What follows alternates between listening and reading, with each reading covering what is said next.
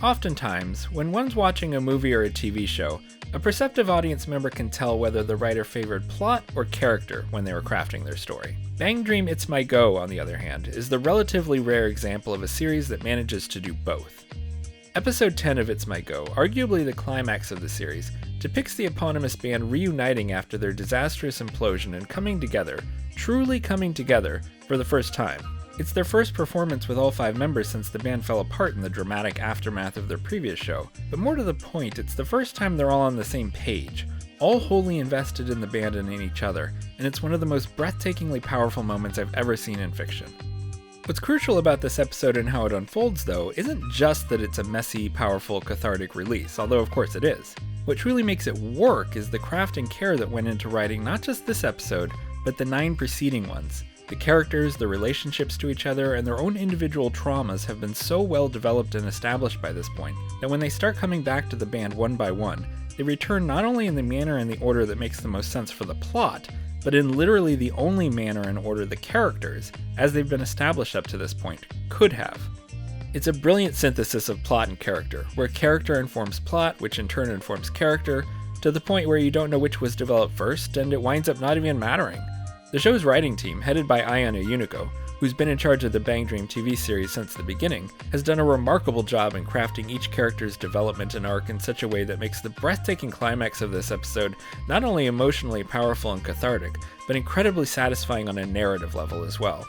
Today, we're going to go through the episode beat by beat and lay out how all this works, how the care and craft that went into writing these characters and their plot lines not only explains and justifies how the episode unfolds, but is actually crucial in making it the absolute triumph that it is.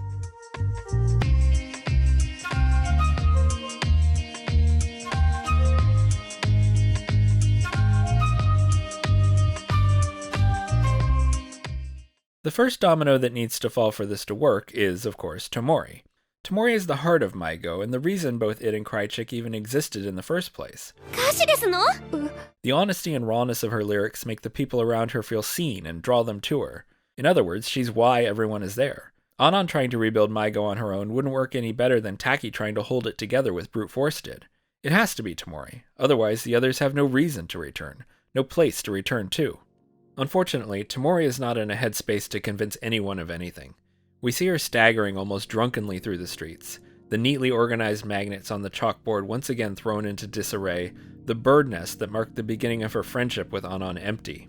Even the look of the world around her has changed. Since the last episode when everything fell apart, the summer season has arrived, with the change in uniforms and the accompanying harsh, bright light which feels omnipresent even in the classroom, painting Anon in a bizarre, unsettling light which almost seems to make her glow.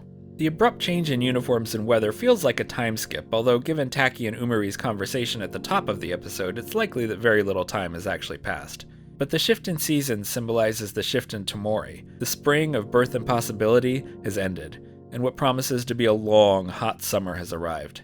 Taki even says it outright. The band, Tomori's comfort, her safe space, her outlet for the indescribable feelings bubbling up inside of her, is finished, and with it, her hope for the future. Her trust, after all, has been betrayed a second time.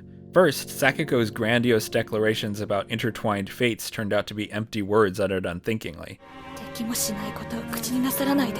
And now, Soyo's promise to do this new band for the rest of their lives, a promise explicitly demanded by Tomori to avoid a repeat of Crychick's breakup, has turned out to be a bald-faced lie. Tomori didn't even want to be in a band the second time because she was terrified the exact same thing would happen all over again. Now that it has, her worst nightmare has come true, and she's broken.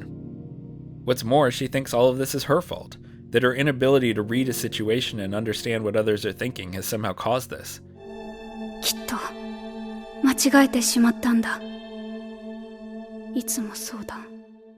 With Anon ignoring her and Taki likely avoiding her, all Tomori can do is pour her feelings out into rambling poems not meant for anyone else to see, and seek solace with the steady, consistent, comforting presence of the stars.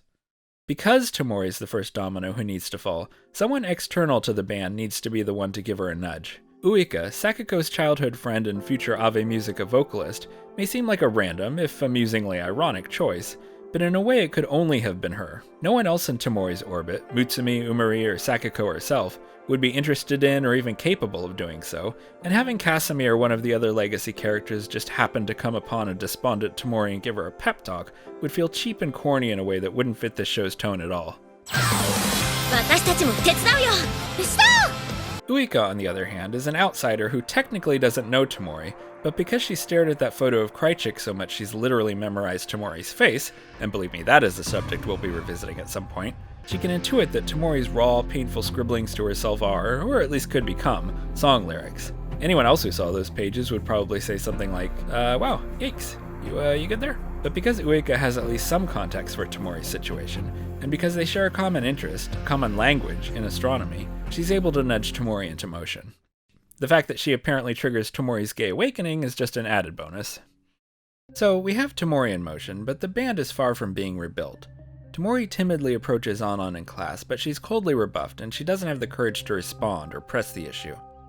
Tomori, of course, is still blaming herself for the band's destruction, and so it's not that surprising that she would simply accept Anon's rejection, since, in Tomori's mind, it's what she deserves. Tomori no doubt believes that reaching out to Taki or any of the others would yield the same result, but she still needs to get these screams out of her chest, and so she does the only thing she can think of, performs solo.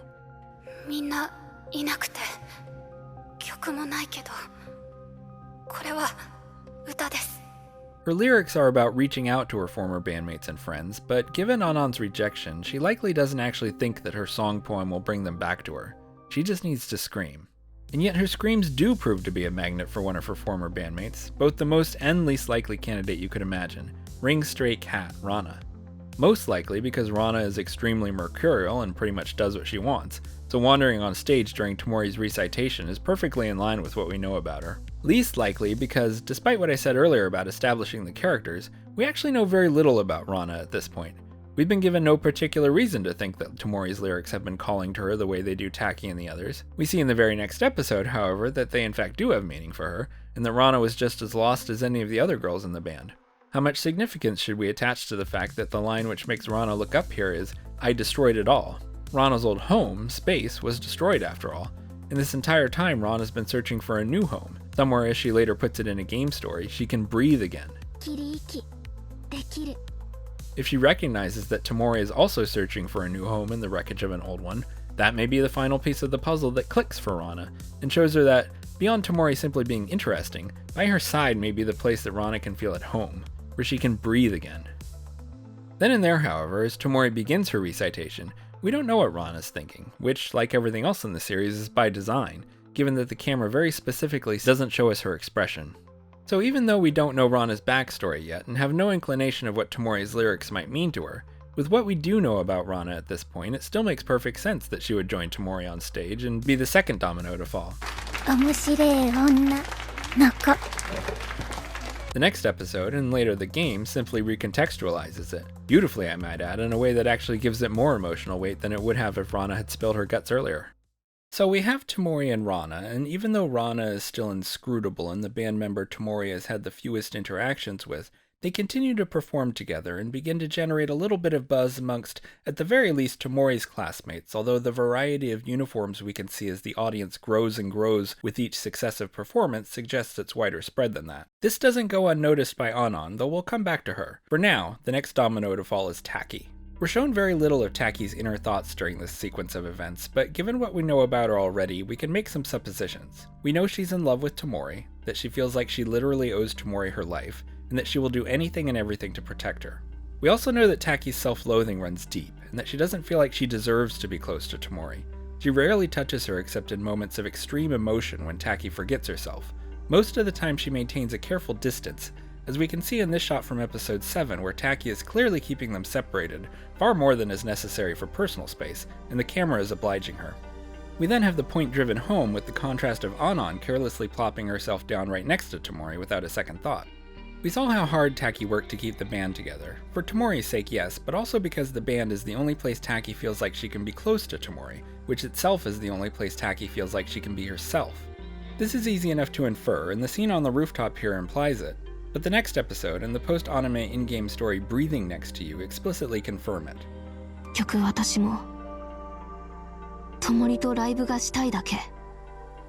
So So when her clumsy, awkward attempt to hold the band together through brute force fails, she doesn't think she deserves a place at Tomori's side anymore.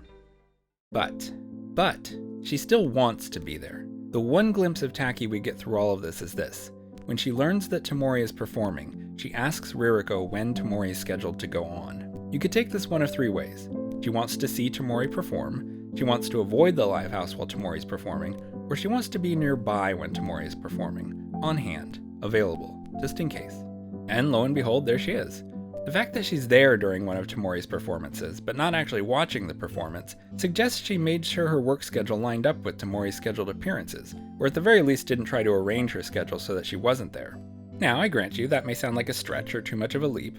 Tomori signed up for a lot of slots after all, and Taki can't just not show up for work. But remember, this is a TV show that a person has written, in which every scene and line of dialogue, hopefully at least, has a specific purpose. And again, even beyond what you would expect from any piece of narrative fiction, everything this show in particular does is extremely deliberate.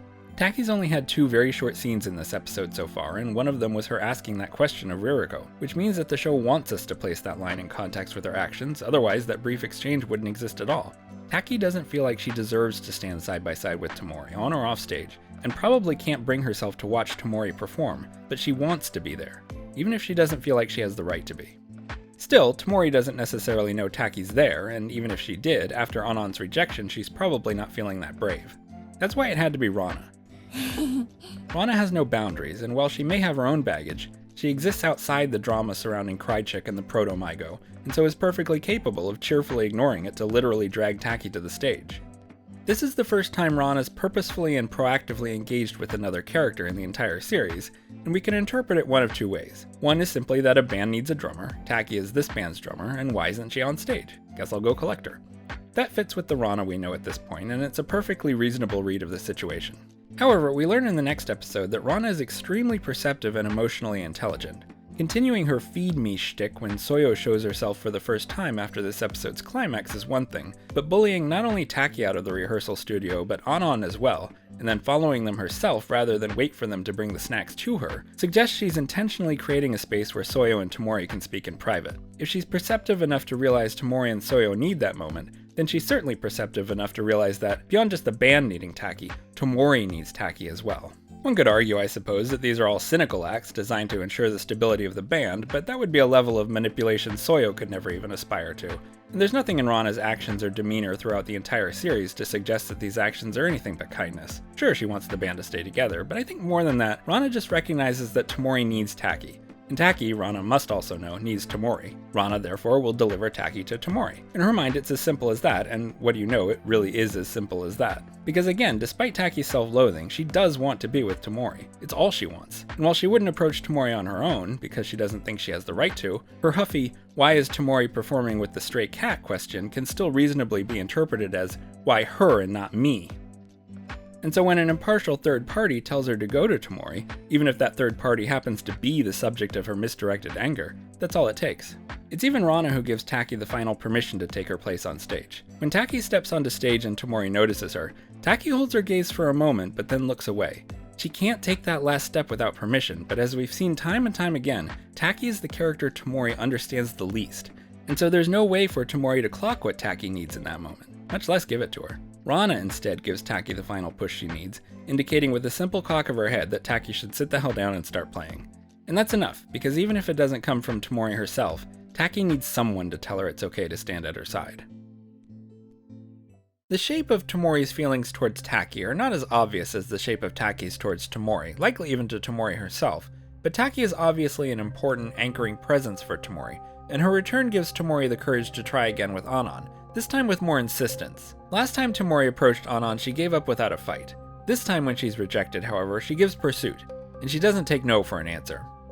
It doesn't take much convincing, however, because unlike with Taki, Tomori is able to tell Anon exactly what she needs to hear. Because the thing is, Anon's desire to be popular is just masking her actual desire, which is to be needed. Anon's dismay when she's not the center of attention is framed comedically, which is very different from how the show portrays her when she thinks she's not needed. From the start, the greatest threat to Anon's presence in MyGO was, from her perspective, the ludicrously talented Raana joining the band.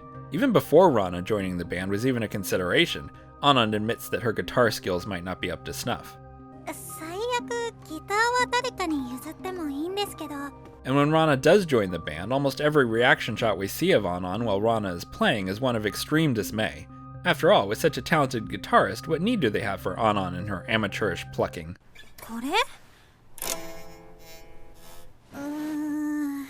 Thus, when Anon learns that Tomori has been performing with Raana, Anon's worst fears are realized. This reaction is petulant, yes, but it's also dripping in self-loathing and perceived rejection. She's been practicing the guitar after all, as we can see from the bandages on her fingers. That the bandages are plain is significant. The colorful animal-themed bandages that are an expression of Tomori's affection have been a symbol of Anon and Tomori's bond since the very first episode, and their absence here is an obvious sign of the girl's current estrangement. It also hammers home the idea that Anon's practicing has been in solitude. She hasn't been having jam sessions with her Afterglow fangirl buddies. The fact that she looks down at her plain bandaged fingers while muttering about not being needed tells us she was trying to get her skills up to snuff so that she could earn her place in the band. When Tomori first asks Anon to come back to the band and Anon asks Tomori, "What will we do about Soyo-san?" she doesn't mean, "How will we convince Soyo to come back?" Anon doesn't know the full story with Soyo and Sakiko after all, doesn't know that Soyo's plans for a revitalized Krychik have already died. At the end of episode 9, after all, Taki bitterly tells Tomori in front of Anon that Tomori needs to choose between playing with the original Krychik members or in this new band with Anon. Anon's parting words to Tomori then are this: "Tomori-chan wa Soyo-san to Krychik yarinayo." Anon still thinks Tomori playing with Soyo is a viable option. When Anon asks, "What will we do about Soyo-san?" she means, how can they convince Soyo that Anon is needed in the band? The fact that Anon's been practicing then suggests that she still has hope she can play in the band. She's just trying to make herself needed, to earn Soyo's approval basically. She wants Tomori to invite her again so she can say, "Aw geez, it can't be helped," and then dazzle Soyo and Tomori with her newfound skills. So when she hears that Tomori's been performing with Raana, Anon's worst fears are realized, because no amount of practice is going to put her on Raana's level, and Anon is painfully aware of that. Which is why when Tomori tells Anon that she needs her, despite it being exactly what Anon wants to hear, it must sound like empty words, and so she flees. When Anon is confronted with her own shortcomings, she runs. She did it in England, she did it when Taki confronted her about not practicing properly, and she does it here when Tomori asks her to come back to the band. Anon doesn't think she deserves to be in the band, the same feeling Taki had, but for different reasons. And also like Taki, she's mainly seeking permission, or more accurately reassurance. Not just that it's allowed for her to come back to the band, but that she's actually needed. And because Tomori understands where Anon's coming from better than she does Taki, Tomori's actually able to provide this reassurance herself, although perhaps not in the form Anon actually wanted or was expecting. Anon-chan wa hishi de mogaite te, Soyo-chan mo, watashi mo, MyGO dakara. Because frankly, from a purely musical, technical standpoint, the band would probably be okay without Anon's guitar. But that's not why Anon's needed, and it's never been why she's needed. As unhinged as she can behave at times, Anon is almost as much of an anchoring presence for the band as Tomori is. For Tomori herself, yes, who knows Anon's story and knows she's as lost as Tomori is, but for the other band members as well. Anon is almost as perceptive as Raana and can cut to the heart of someone's issues and needs with a bluntness that's just as valuable to the group as the pull of Tomori's lyrics. Whether or not Anon is even doing this consciously is unclear, but it's also irrelevant. It's what she contributes most to the band, and it's why she's needed. The clouds have moved in here. Normally this might symbolize stormy times ahead, but in the context of this episode it's a relief from the harsh white light that represented the blinding emptiness of Tomori's mind in the wake of the band scattering. With 3 of her 4 bandmates back, Tomori can stop squinting against the sun. She can blink, look around, see her surroundings. Rain might be on the way, but that's preferable to the ringing emptiness of before. Still, there's one more domino who needs to fall, and Tomori can't make that happen on her own. As we're about to see, Anon is the only one who can bring Soyo back to the band. Soyo was always going to be the toughest nut to crack, both from an in-universe character standpoint and purely a writing standpoint. Yes, she's hurt, and yes, she's lashing out, but she was also telling the truth when she said that she'd just been using Anon and didn't care what happened to her or Raana, and that's tough to forgive, both for the characters in the show and for the audience. The fact that the direction has been framing her like she's a serial killer this entire time doesn't help. But what Soyo needs more than anything is simply to be acknowledged for who she is. Her loneliness and pain, and the resulting resentment and anger, are all things she's kept bottled up because she felt like she had to be a good daughter, a good student, a good friend. But here comes Anon, someone she was legitimately horrible to, and all it takes is Anon recognizing Soyo for who she is. 裏表すごいし、嘘つきまくりだし、意地悪いとことかあるでしょ? Anon, whether she realizes what she's doing or not, is giving Soyo exactly what she needs. Yes, Soyo does care about Tomori and the others, but Soyo is also kind of a piece of shit. A fact Soyo kept hidden away, not only from others, but as we see in episode 13, from herself. だからね、ともりちゃんとバンドするって、そういうのと向き合うってことだから、結構やばいんだよ。Soyo felt just as seen by Tomori's lyrics as the rest of the girls, but rather than just feeling drawn by them, they made her feel deeply uncomfortable as well, exposing a part of her she wasn't ready to confront, much less share with the world, out of a sense of responsibility to her mom, guilt over resenting that burden, or whatever else. But to have Anon not just acknowledge that part of Soyo, but to accept it, to say that that's just a part of being a human being, makes Soyo realize that maybe there's at least one place with one group of people where she doesn't need to have the mask up. She still hasn't admitted that fully to herself, but saying she came to the concert only to end things feels like empty words, simply parroting what Sakako had told her about Crychick. でも、クラシックを始めたのはサキちゃんだよ。だから私の手で終わらせましたわ。私たちが始めたバンドじゃん。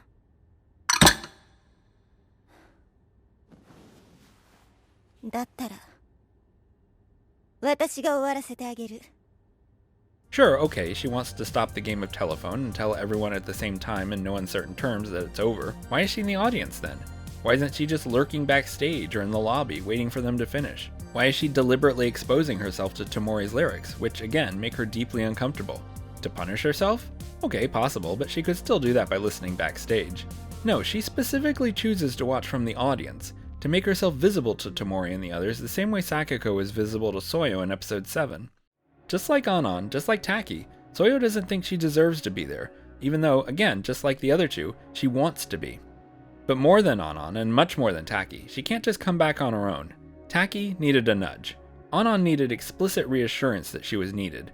Soyo needs to be forcibly dragged. And despite Tomori dragging Soyo to the stage, it has to be Anon who pulls Soyo up onto the stage with the others. It can't be Tomori pulling her over that final step because of the way Tomori's lyrics expose and repulse Soyo just as much as they call to her. Which is why, just like Raana was the only one who could have brought Taki, and Tomori was the only one who could have brought Anon, Anon, who arguably was the one most injured by Soyo, was the only one who could bring Soyo. And so even though Tomori drags Soyo to the stage, and Raana, who's perceptive enough to probably recognize at least in broad strokes what Soyo's deal was, brings her a base, symbolizing Raana's own forgiveness, it's Anon who, after pulling Soyo on stage, delivers the final blow. And if Anon can forgive and accept Soyo, then so too can we, the audience watching at home. And it all had to happen in that order. Soyo couldn't come back without Anon there to see her for who she was in a way that her former Crychick bandmates couldn't. Anon couldn't come back without Tomori's assurances, and Tomori couldn't have provided those assurances without Taki giving her courage. Taki, meanwhile, couldn't come back without being given permission, and since Tomori doesn't understand that, and Taki's relationships with both Soyo and Anon were openly antagonistic, it had to be Raana. As for Raana, she was the only one outside the drama who could just choose to come back on her own. And for the outside influence to nudge Tomori into gear, Uiko was the only choice that made sense. It's a remarkably elegant piece of writing which shows us that Ayano Yuniko has a deep and nuanced understanding of the characters she's created, what makes them tick, and how they relate to each other. The fact that she crafted this story such that the characters didn't happen to come back to each other in the order they did, but actually had to, is proof of Ayana's skill. It's rock solid from a structural standpoint, but that's only true thanks to the work she put into crafting these characters from the beginning. When plot and character intersect in such a way that one feeds into the other and vice versa, to the point where you don't know which came first and it winds up not even mattering, that's a beautiful thing, and it requires a skill most writers would envy. Bang Dream It's My Go is a bona fide masterpiece, and a big part of why is Ayana's writing. Watching her set up these dominoes one by one and then sending them tumbling down in such a way that makes it seem inevitable and effortless is a genuine pleasure to watch, even more so given that it's all happening with a raw and messy emotional power that feels almost antithetical to the precise and elegant structure of the show. And the fact that this is all seamlessly intertwined with another set of dominoes tumbling down, well, this might genuinely be the best written show I've ever seen.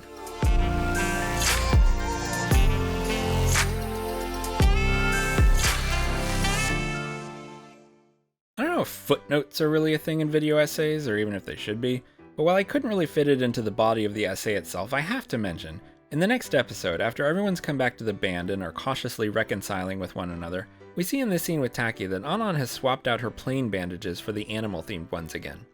What's key here, though, is that they're not the penguin ones symbolizing her bond with Tomori. They're pandas, aka Taki's favorite animal.